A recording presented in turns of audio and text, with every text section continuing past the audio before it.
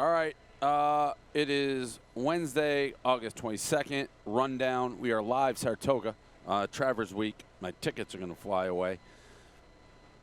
Tommy Smokes, Elio, which is like an absolute blast from the past. The original Power Hour. Right. Last time we sat in a table like this was actually at the place where, we used to do the show, and you left right before the show started. You had some turmoil, whatever. It's presented by Yahoo Fantasy Football. Football is coming back.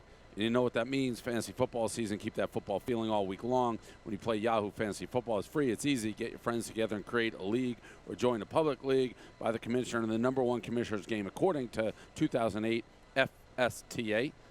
What's that, like Fantasy Football Commission, the FSTA? I don't know. Can they hear me? They're looking like they can't hear me out there. Can you hear us? Yeah, Barely, it's Brett and Frankie just looking at us like we got 10 heads. Do it all from the app. No need for desktop. Yahoo Fantasy is the #1 place where you can manage all of your season long in daily football fantasy teams in one place. Sign up at yahoo.com/fantasyfootball. So we're here all week. We're going to be at the track. We got to go on. Elio and I already bet this race. We have the 5th coming up at Saratoga, and it'll be over by the time this airs, so you know how we did. But I have a $500 exacta box 1-2, and then a $200 try 1-2 over the 7. This race will go live in the middle of this rundown, most likely 7 minutes away. Ellie and I bet as a team and everything, so we split. It's been off the turf, so the races kind of suck so far. Elio, what'd you do here? I took the 5 to win. Again, he was 20-1 morning line, though. The second favorite is out of it, so he's down to about 8-1. Don't love him at 8-1.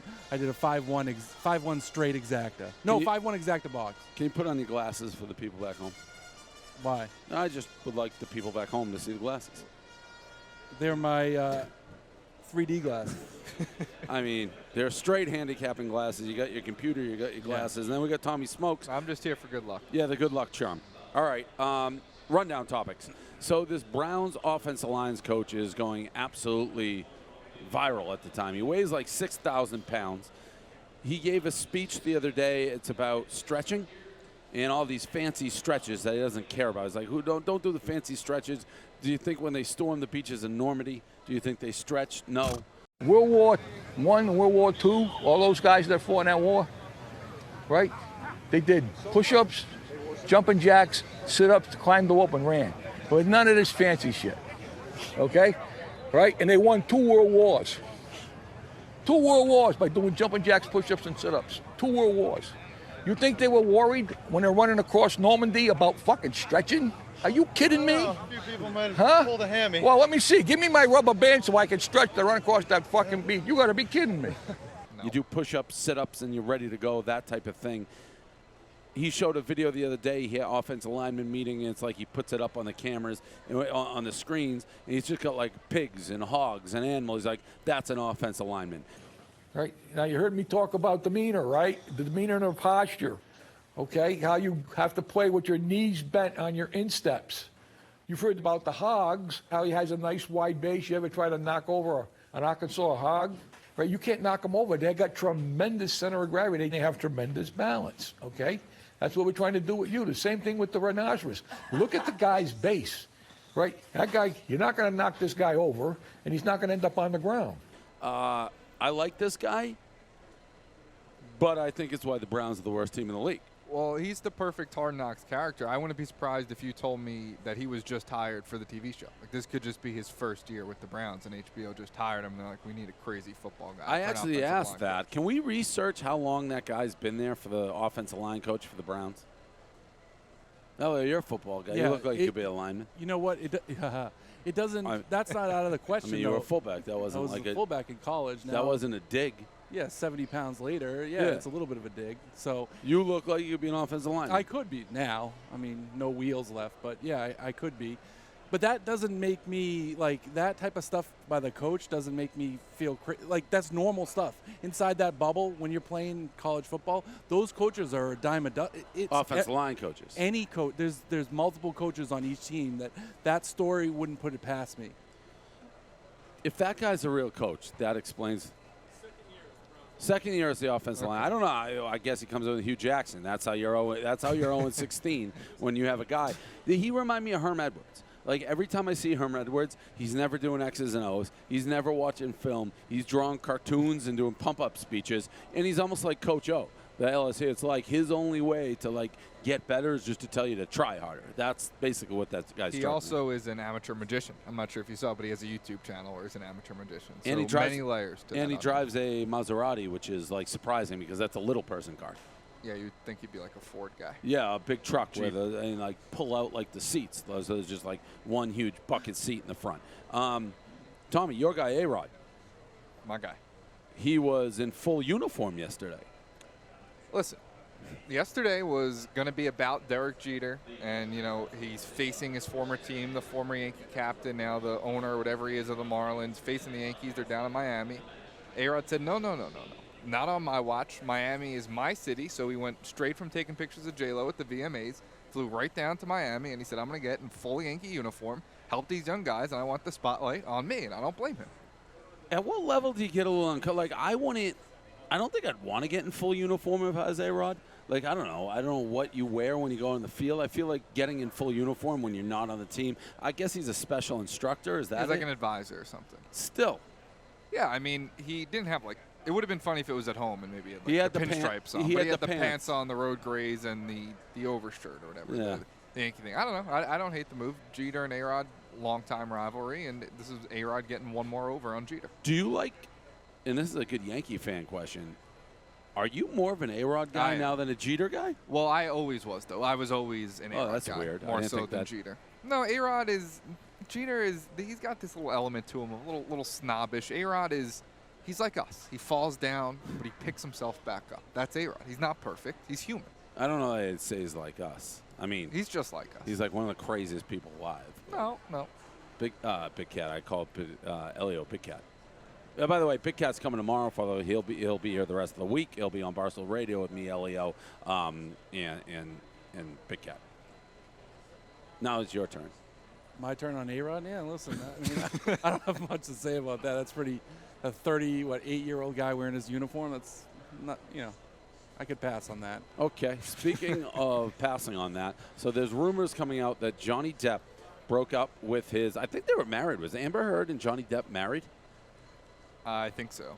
I got two guys who are just doing nothing out here, and Brett and Frank. Frankie has been as off as I've seen him for the last. I mean, what are you doing?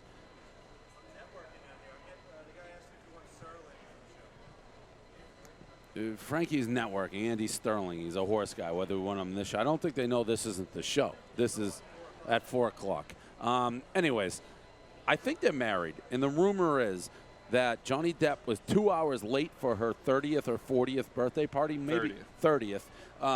In retaliation, Amber Heard just pooped all over the bed. Johnny Depp got mad, broke up. Amber Heard said it was the dog, but there's multiple sources being like, that's a human feces. Yeah, there's a quote in the article. It's like there's strong photographic evidence linking the feces to Amber Heard. So I think it's hers. And is that a breakupable moment if your girlfriend or fiance poops the bed because you're 2 hours late to a birthday party? Probably. I think maybe you got to be on the rocks a little bit at that point. I don't think in a happy marriage you're just going to be shitting the bed on somebody. So I would assume they were having their troubles, and that's the straw/shit that broke the camel's back. It's kind of amazing that happens enough that's like a saying, like, oh, he shit the bed. She shit the bed. Well, Amber Heard, like, shit the bed literally, but maybe on purpose. And then I think her guy or her agent or somebody was saying, oh, well, that's what pets do. Yeah, right. Right. Well, shouldn't be what humans do. Pets do that. They do. Pets Amber Heard is a human, not a pet. Elio? And by the way, this is going exactly like how it used to go back in the day, Barstool Power Hour. Elio was kind of the silent third wheel. Yeah, I was much more comfortable in my basement in the pizza shop than right here. So this is a little different. I mean, there's not a big crowd. We are going to have, for Barstool Radio, my guess on Friday is we will have a substantial crowd. Wednesday, it's a little slow here at the spot. By the way, so we're at the stretch, just to reiterate. It's the top of the stretch of Saratoga, brand new section. It is freaking beautiful. In the ongoing debate, Elio, which we'll talk about on the radio, where we usually sit is down by the finish line, much tighter quarters. This is like state of the art. The menu's better, the seats are better, there's more space. Just the view of the end of the race is not as good. Yeah. You're kind of a huge guy. You seem to like a space thing. Space is definitely key. Huge. Better spot we are definitely now than before. Yeah. Okay. They don't call him the best color guy in the business for nothing, Tommy. We didn't bring him out here for nothing. Well, listen, he was waiting on this excuse. Like, hey, Elio, you want to come do this for 3 days? Poof.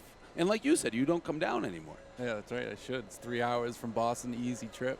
Yeah. And we got about no, it's post time. So again, we'll keep an eye on this race. I have a 1-2 $500 exacta box and then a 1-2 2-1-7 try. Now, what does that mean? A 2-1, a try? So I need, I got, they're off, the races haven't been great so far today, so I need the 1 and the 2 to come in first and second, either spot. The rundown is brought to you by Lisa. Mattresses, Lisa.com/Barstool. Get $160 off any premium mattress. They are premium. Sounds like Hank is coming down tomorrow, too. I know Paul's trying to come down. I know this. We may need some Lisa mattresses. It sounds like we're going to be a couple beds short the way this thing's going. So they're still milling around. The last thing, John Harbaugh, my guy, Michigan coach, has a motivational whiteboard that was in a telecast, and he has just a million quotes. Have you guys read these? I read some of them, yes. I wrote them all down. So, again, Elio, we keeping you awake here. Let's. We have a list of these we have a list of these quotes, and you being a football guy, I know which one I like the best. We'll see. We'll go through them. Fat is the enemy of speed. Very true. Yeah. Yeah, very True. It's a good quote. Fat people are not fast usually. Fat is not good for anything. Maybe offensive line, but even that you want it quick. Fat is the enemy of speed. That's one quote. Preaching to the choir is for showboats in the soft. I don't understand that one. Yeah, that's. I like using that term. Oh, you're preaching to the choir, but I don't understand that in this context. Well, I guess if you have to preach, then I'm maybe not soft. Yeah, that's a little one weird. Who's got it better than us? Nobody. That's probably his famous one. I'd never heard this one. Change the I to E. Don't get bitter, get better. Oh, I've heard that before. Yeah, it's a good one. Elio? No comment. Okay. I've been known to come through on occasion. I actually love that one. Yeah, it doesn't make a ton of sense. No, does sense. Just like sometimes I come through. Like, don't underestimate me. I think it should I've be, been known to come through. Hey, frequently, now. maybe. No. You don't want to set the bar too high. No, like this race. I've been known to come through occasionally as they enter the gate. I hope that happens right now. Yeah, I've been known to come through once in a while. All right? You are over the legal limit for what ifs. I like that. I'm not a what if guy. I'm a make it happen guy. That one's a little bit cliche-ish. This next one, I think, kind of describes my life. I got to where I am. No, not tilt. Thank you, Elio. I got to where I am by rolling up my sleeves, delegating nothing, and taking everything personally. I think that's like... Wow. I just got goosebumps as you read that. Picturing you riding around that Astro van and I mean, I don't like delegating because everyone screws up everything. I take every imagined slight, real or perceived, very personally. And look where we are now. And I roll up my sleeves. And now we're here. With very little talking. Elio's, this race is about to go off. It's allowance optional claiming, and here we go. We'll see if this thing gets close as we continue down. It ain't hard being a football player if you are a football player, and they're off. And it's a clean break for everybody. I, again, have the 1-2, and then 1-2 said the 1 is distant. Who do you have, Elio? The 5? Yeah. All right, we'll keep this thing rolling here. Tommy, do you want to hit us with the horse race call? Because they can't see the race on this, right? Can they see the race on the rundown? No. They can't. So, Tommy, do you want to take us home in this race? Yeah, I'll take us home. I've never called a horse race before, but should I just turn around here? Yeah, you got to see the screen. Well, there's a screen out there, well, too. however you want to call this race, they're not going to stop. All right, we're a quarter of the mile in the... Do you think I should go with a voice like that? Yeah, it's just do your horse race. We're a quarter of the mile away here at race 5 at Saratoga. The 4 is in front, followed by the 5, the 2, the 7, the 6, and the 1A. 47 seconds through our first half mile. Mr. Buff leads. He's got about a 2-length lead on Ostrolinka. I don't know for sure if that's a 2-length lead, but it's about a length. all right. He's got a 1-length lead on Ostrolinka. Behind him is All About Shelley. Then I'm dead. you have the 5 though, Elio. Yeah, only to win though. The Well, 4 I mean, is a favorite, and he looks like he's loaded. This 1's going to come now. The 2 is coming. If there's 1, The 1 has a chance. And they're into the stretch. The 1 has a chance. I've always wanted to say yeah, that. but I need the 2 with him. Mr. Buff still with a commanding lead over the rest of the field.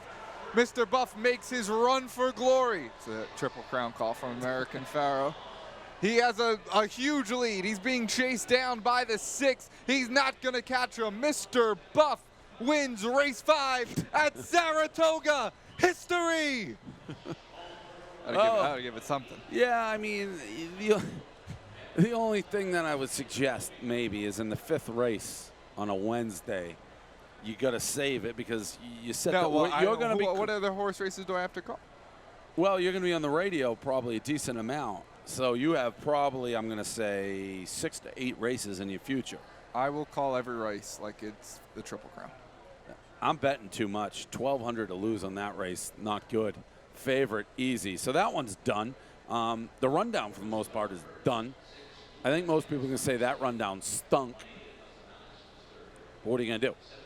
I think it was okay. It's different. I mean, let me tell you something. The veterans of Barstool are going to like the fact that Elio's back in the mix. We've told 1,000 times. Myself, Elio, Todd McShay, we bought radio time on 1510 The Zone. I don't know what year that was. That had to be 2008. Yeah, that's what I'd say. 2007. I've told the story. And so we would be on once a week. I think it was like 5 to 6 or something like that. On 1510 The Zone, when we weren't on, Ryan Russillo was just on the rest of the week at all times. He'd have like 7 different shows. It would be the morning breakfast powered by 1510 The Zone and Ryan Russillo. Then it'd be like afternoon drive, Ryan Russillo. Then it would be like the late night show with Ryan Russillo. Yep. He just did and Anthony Pepe. Yep. Those 2 guys did a lot. So it's been a long time coming to get back Elio on these airways. I mean, and he was really just as spectacular as he was back when we did it in the day.